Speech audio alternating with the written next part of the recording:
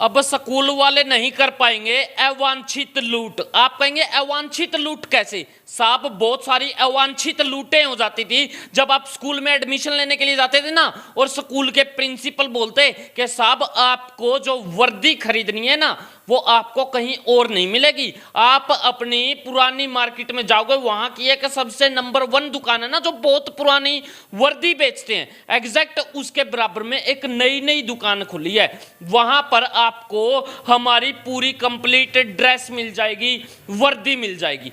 उससे हो जाती थी अवांछित लूट। आपको याद होगा अभी थोड़े वक्त पहले किताबों के ऊपर भी इसी प्रकार का एक प्रोपगेंडा चल रहा था।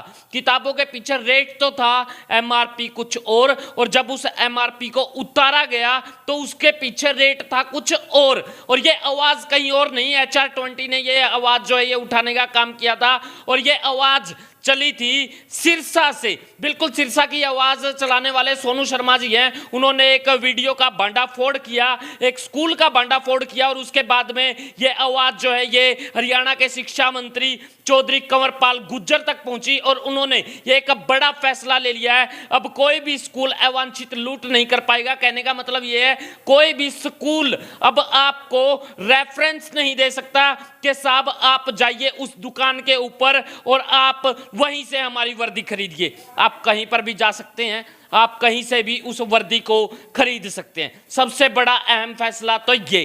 अब बात करते हैं शूज की।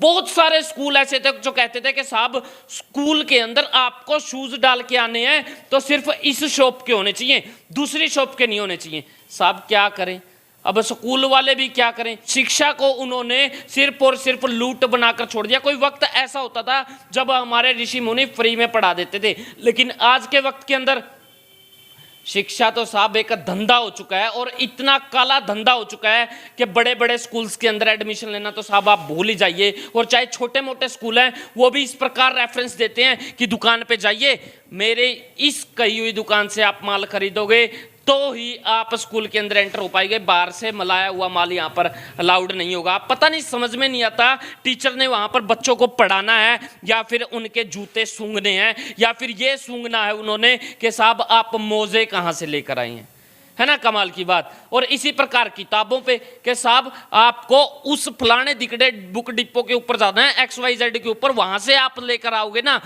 तो ही आपको ये किताबें यहाँ पे अलाउ करेंगे। अगर आप बाहर से कहीं से किताबें लेकर आएंगे तो हम अलाउ नहीं करेंगे। अब कोई पूछने वाला हो उनसे, क्या दूसरी किताब के अंदर ऐसे अनार बदल जाएगा या फिर अल्फाबेट बदल जाएगी, A फॉर एरोप्लेन बदल जाएगा? चलो मान लिया बदल भी गया, चलो मान लिया B फॉर बाल नहीं हुआ, B फॉर बॉय हो गया, अगर बंदा कुछ और सीख लेगा तो क्या फर्क पड़ जाएगा? लेकिन नहीं साहब, ऐसा नहीं होना चाहिए।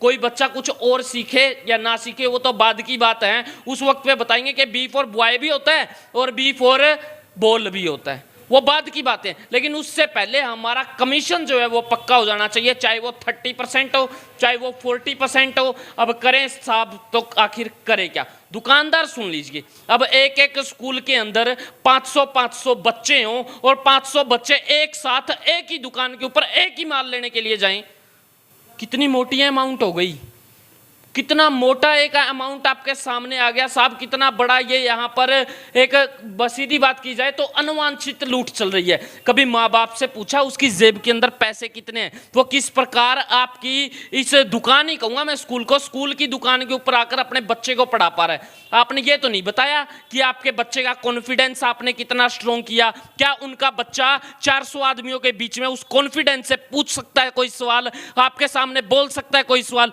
इन विषय के ऊपर बातचीत नहीं होती। क्या आपके स्कूल के अंदर हॉर्स राइडिंग है? क्या आपके स्कूल के अंदर स्विमिंग पूल का इंतजाम है? क्या आपके स्कूल के अंदर म्यूजिक का इंतजाम है? क्या आपके स्कूल के अंदर डांस का प्रोग्राम है? क्या आपके स्कूल के अंदर 70 प्रकार की और अदर एक्टिविटीज होती है आर्ट एंड क्राफ्ट जैसी, क्या आपके स्कूल में वो है? क्या सभी बच्चे एक ही स्कूल के अंदर सिर्फ एक ही एजुकेशन लेने के लिए जाते हैं? मान लिया कोई बच्चा सिर्फ पढ़ाई के अंदर अच्छा है, अच्छी बात है, आगे जाएगा। कोई बच्चा क्रिकेट के अंदर अच्छा है, स्पोर्ट्स के लिए अच्छा है, उसको पढ़ाई नहीं आ रही लेकिन वो इतना तो पढ़ ले कि साहब वो ठीक ठाक हो जाए, लेकिन अगर स्पोर्ट्स में जाना चाहता है तो क्या स्पोर्ट्स के लिए आपके स्कूल की तरफ से कोई इंतजाम है? नहीं है।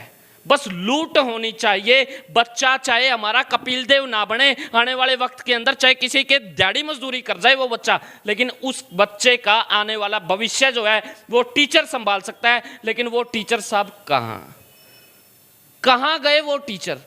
अब तो सिर्फ और सिर्फ लूट बनाकर छोड़ रखी है। और सबसे बड़ा फैसला ये लिया गया इसके ऊपर कि साहब अब आप इस प्रकार की कोई भी लूट नहीं कर पाएंगे। और सबसे बड़ी बात एक और, ये फैसला जो है हरियाणा के शिक्षा मंत्री कंवरपाल गुर्जर जी के द्वारा लिया गया है। अगर आपने इस प्रकार का कोई भी रेफरेंस दिया तो आपके ऊपर एक बड़ी कार्रवाई होने वाली है। लेकिन एक सवाल जो है वो हरियाणा के शिक्षा मंत्री के ऊपर भी खड़ा हो जाता है। साहब आपने ये तो कह दिया कि इस 2005 है जो भी 2003 है, इसके तहत एक कार्रवाई होनी है, वो कार्रवाई हो जाएगी। लेकिन उस कार्रवाई से होगा क्या?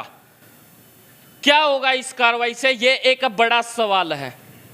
क्या वो स्कूल बंद हो जाएगा या फिर सिर्फ उसके ऊपर एक FIR करके छोड़ दी जाएगी? आने वाले वक्त के अंदर 4 साल तक कोर्ट के अंदर वो केस चलता रहेगा, 500-700 रुपए का जुर्माना लगा के उसको एक साइड कर दिया जाएगा। क्या कार्रवाई होने वाली है? एक सबसे बड़ी अपील मैं हरियाणा सरकार से एक और भी करता हूं कि CM फ्लाइंग को आदेश किए जाएं।